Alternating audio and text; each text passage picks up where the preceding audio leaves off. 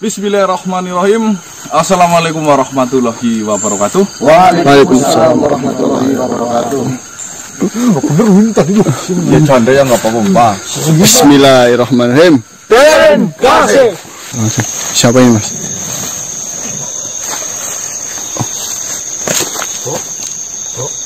Assalamualaikum warahmatullahi wabarakatuh. Waalaikumsalam warahmatullahi wabarakatuh. Mohon ampun Tuan, saya datang dan menghadap kepada Tuan dan kawan-kawan Tuan. Perkenalkan, saya dari golongan Banu Goas. Nama saya Abu Yakub Al-Ajro. Saya bertempat tinggal di daerah selatan sana, Tuan. Ada apa? Ya, mohon maaf, bisa diulangi namanya? Mohon ampun. Saya Abu Yakub Al-Ajro. Tuan bisa memanggil saya Ajro atau Abu. Ampun. Jangan ampun-ampun. Perkenalkan Tuan, saya datang ke sini bersama teman-teman saya di belakang sana. Saya akan memberikan informasi bila Tuan berkenan mendengarkan saya. Oh, silakan. Saya malah justru ingin belajar denganmu, Abu. Baiklah Tuan, saya akan berkata. Tuan, saat ini, apakah benar Tuan sedang menghadapi masalah dengan saudara sendiri? Sahroni maksudnya? Mungkin seperti itu Tuan. Yang Tuan hadapi ini masalah yang tidak sepele Tuan. Karena teman Tuan atau saudara Tuan ini, dia sudah melenceng dari ajaran Islam, melenceng dari syariat Tuan. Dia sudah benar menjalankan syariatnya, sudah benar dalam tarekatnya, sudah benar dalam hakikatnya. Tapi dia dalam hakikat ini mempunyai masalah Tuan. Dia terlalu tinggi dalam berangan-angan ketika mengerjakan sesuatu. Dia tahu hukum-hukum wajib, sunnah, halal, dan haram dalam syariat. Dan dia tahu hukum-hukum dalam tarekat. Tapi ketika dia menginjak ke hakikat, dia malah keblinger. Mohon maaf Tuhan. Maksudmu apa itu? Dia bersekutu dengan salah satu bangsa Ifrit dari Banu Amaliko yang mungkin Tuhan sudah pernah dengar. Karena Banu Amaliko ini sungguh amat rakus, amat gahar, perusak, pembohong, pemfitnah. Mungkin dalam hakikatnya saudara Tuhan ini terlalu banyak menghayal sehingga diiming-imingi oleh bangsa itu hal-hal yang tidak baik Tuhan. Padahal syariat itu diibaratkan seperti kapal dan tarekat diibaratkan seperti nahkoda dan hakikat diibaratkan seperti tempat yang dituju. Makanya dalam hakikat tersebut saudara Tuhan ini menuju sesuatu, mendekati makrifat, tapi dia tidak mampu. Tidak mampu bersabar dalam menjalankan ilmu, tidak bersabar dalam mengerjakan amal baik. Ingin instan, ingin cepat kaya, ingin sakti. Yang terpenting Tuhan, mohon maaf, bahwasanya saudara Tuhan ini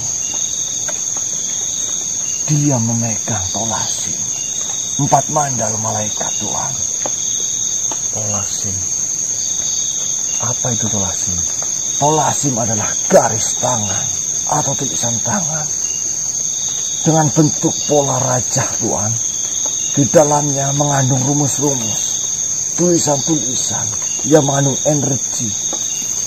Di situ tertera tulisan dalam perjanjian, ada asma-asma tertentu yang dilukis dan diamalkan di situ. Kenapa disebut Tolasim 4 mandal malaikat? Karena setiap sudut dari Tolasim tersebut dalam raja menggunakan nama malaikat-malaikat Jibril, Mikail, Israel. Mohon maaf Tuhan, akan saya jelaskan lagi. Dalam Tolasim ini juga dibuat melalui ilmu falak. Dibuat tidak sembarangan. Dibuat dalam jam-jam tertentu. Dibuat dari hal-hal tertentu. Dengan media-media tertentu. Tolasim ini terselesaikan ketika mohon ampun gerhana bulan kemarin Tuhan. Jadi kemarin ada gerhana bulan itu selesainya itu. Benar Tuhan. Dia sudah bersekutu dengan iblis bersama Banu Amalikoh. Di belakang Banu Amalikoh ini ada Maimun, ada Malak.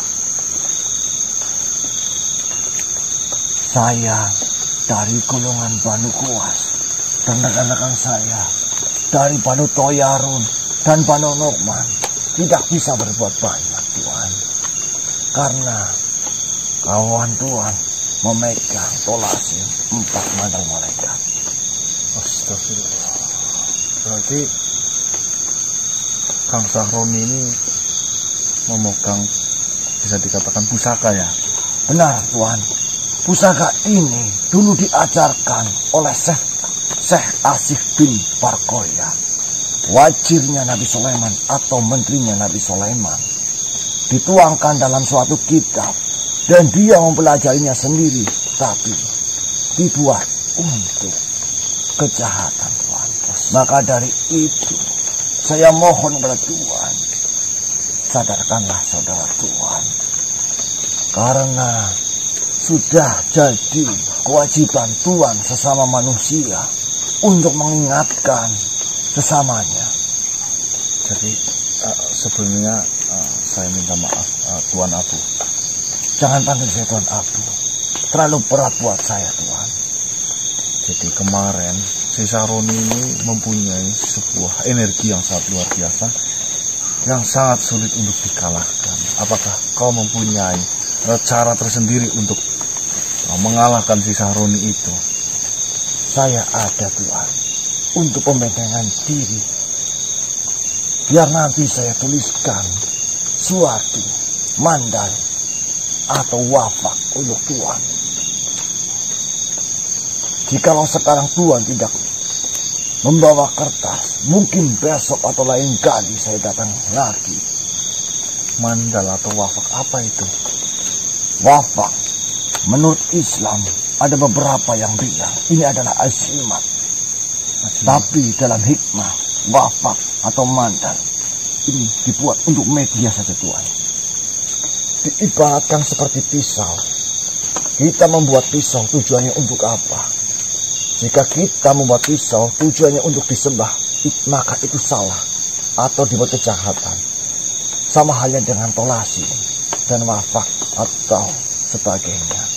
Jika kita dibuat untuk keperluan kebaikan, maka hukumnya tidak apa-apa. Saya buatkan wafak itu untuk menjaga Tuhan dan untuk melemahkan ilmu dari saudara Tuhan. Mohon ampun, saya tahu Tuhan sendiri tidak pernah memakai hal-hal seperti itu. Tapi mungkin dalam keadaan seperti ini, Tuhan bisa menggunakan ini. Dan ini juga dianjurkan oleh orang-orang terdahulu. Bagaimana Tuhan? Ataukah Tuhan mau menerimanya? Saya belum pernah mencoba hal-hal seperti itu. Baik Tuhan, mohon ampun jika salah. Saya dalam berucap dan memberikan hal yang belum Tuhan tahu. Mohon ampun. Jadi Tolasim itu dalam bentuk tulisan raja seperti itu. Benar Tuhan. Disimpan di mana? Bisa disimpan dalam kantung. Benar Tuhan. Dalam Tolasim itu terdapat huruf hijaiyah. Huruf hijaiyah itu memiliki kodamnya masing-masing Tuhan. Contohnya, dalam huruf alif, dia menyimpan suatu kodam. Jangan salah dulu tanda. Kodam itu adalah pendamping. Kodam berasal dari bahasa Arab, yaitu kadam, yang artinya pembantu. Bukan berarti setiap jin itu bisa menjadi kadam, karena pada dasarnya jin itu memiliki alamnya sendiri dan sama dengan hal manusia. Jadi jika orang-orang banyak luaran sana yang bilang saya mempunyai kodam, saya mempunyai ini, jangan terlalu percaya dulu Tuhan, karena sangat sulit. Bangsa kami itu bisa berteman dengan manusia. Jikalau manusia tersebut hatinya bersih, hatinya suci, pikirannya jernih, insya Allah kita mau berteman dengan manusia. Apalagi orang tersebut suka beribadah, maka kami senantiasa ingin berteman. Tapi ada beberapa golongan dari bangsa jin yang tidak suka Tuhan, dengan manusia-manusia yang baik. Terima kasih banyak. Jangan salah paham dulu Tuhan. Saya hadir ke sini ikhlas. Saya ingin membantu. Tidak ada paksaan dalam diri saya. Sekali lagi Tuhan, teman Tuhan, saya mohon jangan sekali-sekali bangsa kami dikambing hitamkan. Ya. Karena sudah banyak saya mendengar katanya manusia selalu mengkambing hitamkan bangsa kami. Manusia sakit, dibilangnya ulah bangsa kami. Manusia kecelakaan, ulah bangsa kami. Adanya bencana, ulah bangsa kami. Padahal pada hakikatnya yang namanya bencana itu ulah manusianya sendiri. Jika salah satu dari manusia berbuat dosa, maka imbasnya bisa ke semuanya. Ingatlah Tuhan, waktu zaman Nabi Lut, pada kaum-kaum yang Sodom, kaum tersebut dilaknat, hancurkanlah gunungnya. Lalu kaum Nabi Lut itu ditimpa oleh gunung dan bebatuan. Mungkin saya berpesan kepada teman-teman Tuhan, jangan sekali-sekali berbuat dosa atau yang dilarang agama, karena nanti imbasnya bukan ke kalian saja, tapi ke seluruh masyarakat yang ada di sekitar kalian. Mohon ampun Tuhan, jika saya lancang terlalu banyak bicara. Justru saya sangat menghargai kamu. Kamu memberikan sebuah pengalaman yang belum pernah saya temukan. Darimu malah saya banyak belajar. Ini seperti ilmu pengetahuan yang luar biasa yang tidak saya dapatkan di mana-mana, kecuali dengar langsung darimu. Ampun Tuhan, saya memberitahukan ini karena saya wajib memberitahukan kepada orang yang belum tahu. Mudah-mudahan perkataan saya menjadi amal jariah saya Tuhan. Amin. Dan sebaliknya, perbuatan Tuhan yang baik ingin menolong sesama, menjadikan Tuhan menambah pahala yang tak terhingga. Saya doakan dari kejauhan, walau kita berbeda alam. Karena dalam turunnya Al-Quran, bangsa jin juga mendengarkannya Tuhan. Walaupun saya dan golongan saya diciptakan terlebih dahulu, tapi Tuhan menciptakan manusia untuk disembah, maka dari golongan jin. Kami sudah diterima. Bolehkah saya bercerita lagi, Tuhan? Silakan, silakan. Mohon ampun. Saya akan sedikit menceritakan tentang sejarahnya iblis, Tuhan. Iblis sebenarnya awalnya adalah malaikat. Ya. Yang bernama Azazil. Ya, saya pernah mendengar. Iblis memimpin 3.400 malaikat. Iblis meminta kepada Allah, ya Allah, saya turunkanlah di langit ke-7. Maka Allah menurunkannya iblis di langit ke-7 untuk beribadah. Tapi iblis kurang puas. Maka iblis meminta lagi kepada Tuhannya, ya Allah, turunkanlah saya ke langit ke-6 agar saya lebih bisa beribadah kepadamu. Maka Allah memerintahkan iblis untuk turun. Kemudian iblis minta lagi sampai ke langit yang pertama. Di situ iblis tinggal di bumi. Maka iblis di situ merasa bahwasanya dia sudah benar-benar betah, benar-benar bisa menguasainya. Kemudian Allah menciptakan segolongan makhluk, yaitu Adam dan Hawa.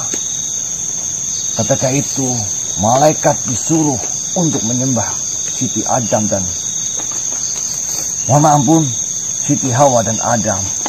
Maka iblis memalingkan muka. Dari itu iblis menyimpan kesombongan dan iblis menghasut keduanya, sehingga Adam dan Hawa diturunkan ke bumi. Sebenarnya yang namanya iblis itu adalah sifat Tuhan. Ya, setan adalah sifat Tuhan. Jadi golongan jin ataupun manusia, kalau sudah perilakunya keluar dari ajaran Islam, maka itu bisa disebut iblis dan syaitan. Jadi sifatlah yang membuat jin atau manusia menjadi iblis. Mungkin segitu saja, Tuhan. Jika Tuhan masih ada yang ingin dipertanyakan, maka saya akan menerangkannya sejelas mungkin. Saya mau menanyakan pada Nur Muhammad. Mohon ampun, Tuhan. Berbicara Nur Muhammad, bahwasanya ketika Allah mengucapkan hu, maka terpancarlah Nur Muhammad. Nur Muhammad ini adalah inti dari penciptaan segala alam. Sebelum alam semesta ini, Allah sudah berbicara kepada Nur Muhammad bahwasanya kau akan menjadi inti dari alam ini. Lalu bumi diciptakan dari inti Nur Muhammad. Kemudian bulan dan seisinya juga tercipta dari Nur Muhammad. Sebelum manusia itu diciptakan, manusia di alam roh sana, manusia berjanji kepada Tuhannya, Tuhan, jika saya lahir di dunia, insya Allah saya akan beribadah.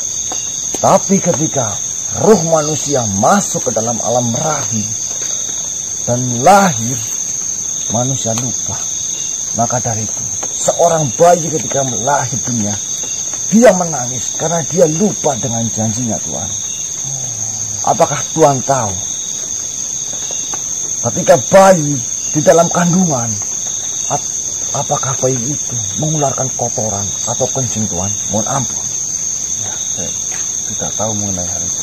Sama halnya di surga, Tuhan. Walaupun makan minum, tapi di surga tidak akan pernah membuang kotoran. Itu sebagai perumpamaan saja, Tuhan, agar iman kalian semakin bertambah.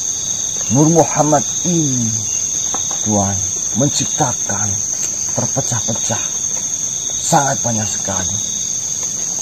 Nur Muhammad terletak di hati manusia.